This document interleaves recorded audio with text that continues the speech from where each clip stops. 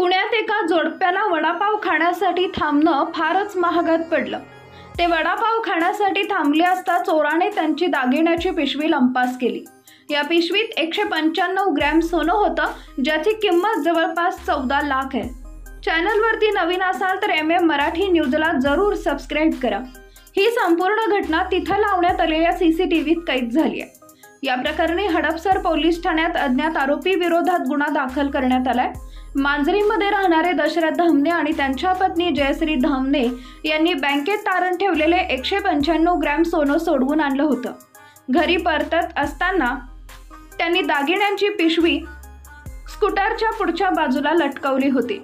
रस्त्यात ते नातवंडांना वडापाव घेण्यासाठी हडपसर मधील रोहित वडेवाले समोर थांबले होते।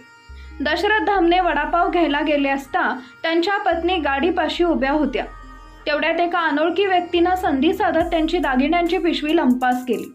आरोपीने जयश्री यांना तुमचे पैसे मागे पडल्याचं सांगून त्यांचं लक्ष विचलित केलं। जयश्री पैसे पडलेत का पाहण्यासाठी खाली उतरले असता चोराने संधी साधली आणि गाडीच्या हुकाला लटकवलेली दागिन्यांची पिशवी घेऊन तो पसार झाला। हा संपूर्ण घटनाक्रम CCTV मध्ये कैद झालाय। धामणे यांच्याकडील सोन्याच्या बांगड्या, अंगठ्या आणि इतर दागिने मिळून जवळपास 195 ग्रॅम सोनं चोरीला गेलंय। बाजार भावानुसार त्याची किंमत सुमारे 14 लाख रुपये आहे। या प्रकरणी हडपसर पोलीस स्टेशनमध्ये अज्ञात आरोपी विरोधात गुन्हा दाखल करण्यात आलाय। पोलीस आरोपीचा शोध घेत आहेत।